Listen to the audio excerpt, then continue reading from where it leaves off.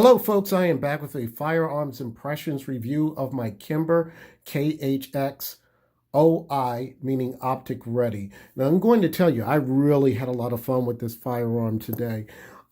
It's really an outstanding firearm, especially I wanted to really know how those serrations here work in real life, meaning uh, basically while under shooting conditions and racking the slide.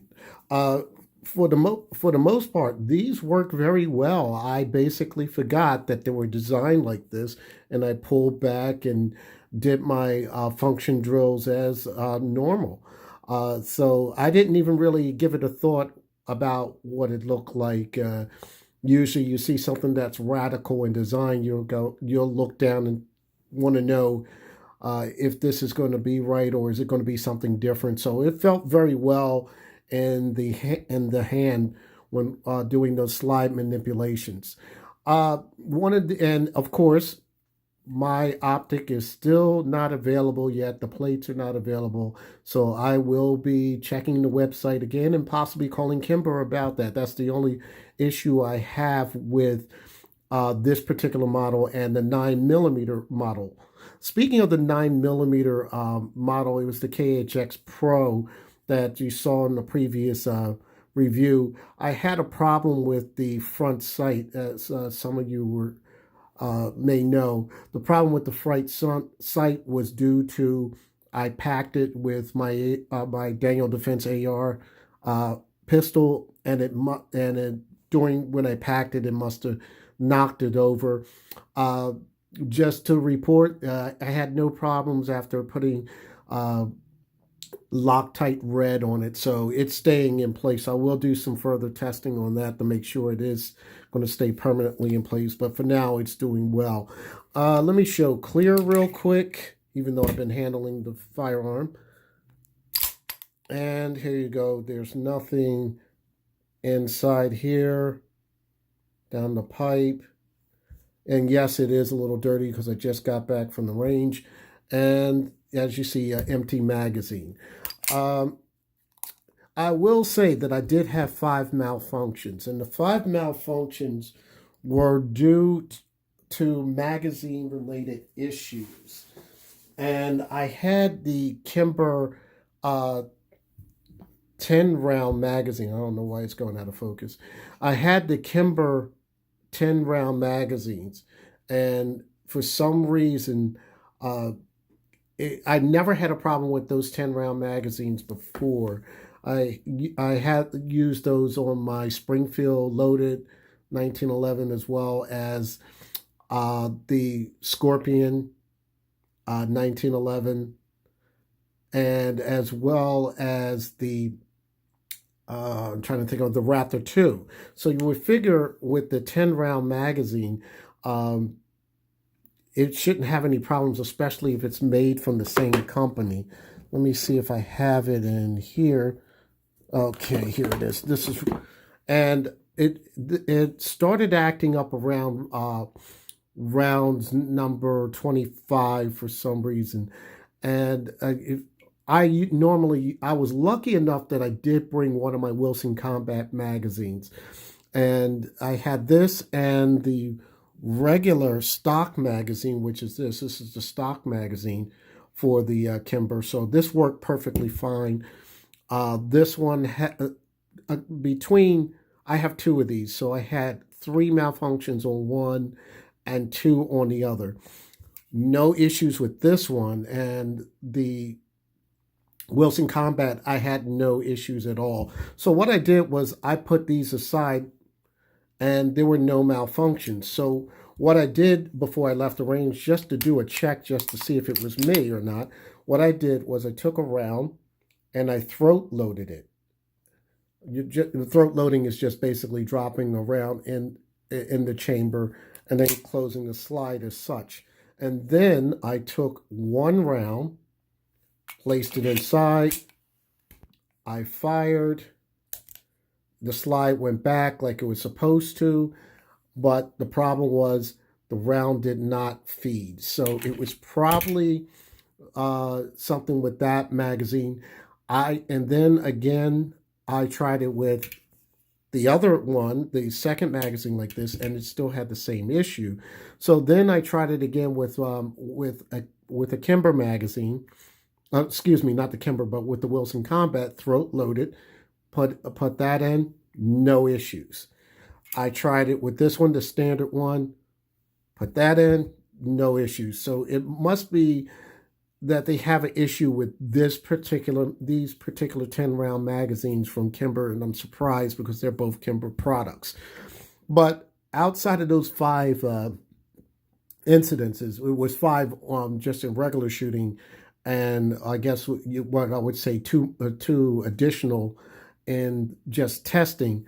That's where the issue was. Now let me tell you how. Other than that, how it shoots very, very well. These high sights, even though the optic is not on it, these high sights are very, very accurate. They basically shoot point of aim, if I can get that right. They basically shoot point of aim. You can line up the 3 dots and do it, or just go with your front sight, and all you have to do is aim exactly square with the target or a little bit above. And I'm going to show you some targets to explain further. I'll move this, put this over here, and I'll get into a better position so you can see this. Okay, when I was aiming my first several shots, exactly went in the hole right here. Went exactly in here, and it really surprised me because when I took the shot, due to the lighting conditions, I didn't think that I hit anything at first, but all my shots basically went right through, like keyholing or penning right through, tack driving all the way.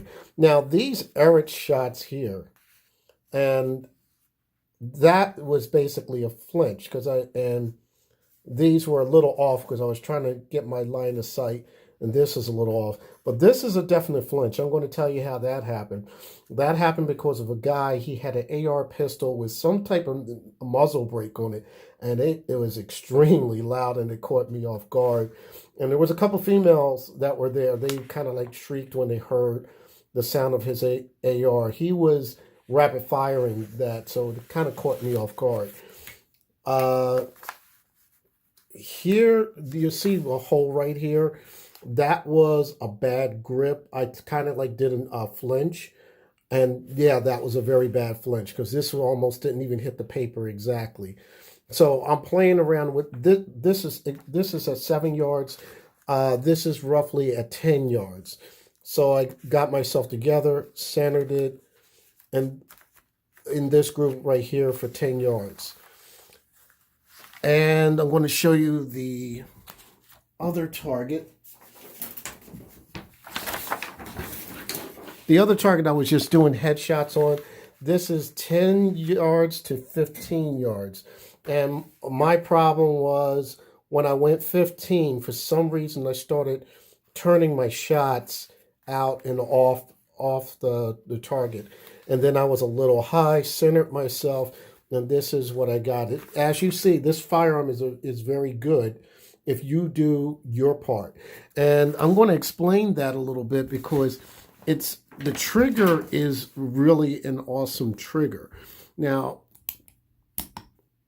I don't have snap caps for this. I usually should have them, but as you see, it's cocked.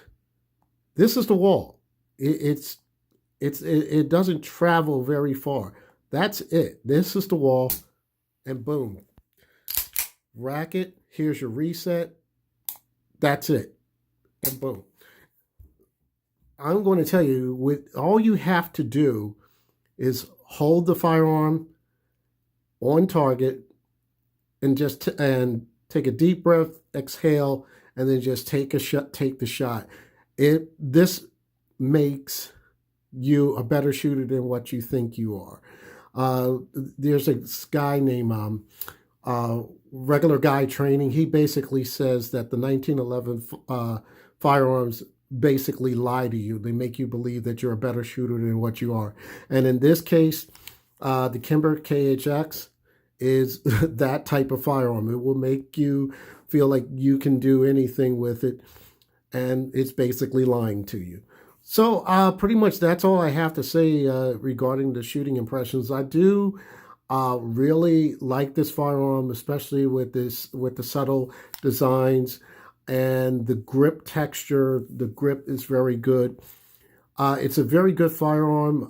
Like I said, the only fault that I have with Kimber on this right now are the plates, and I do think that that company's on an upswing.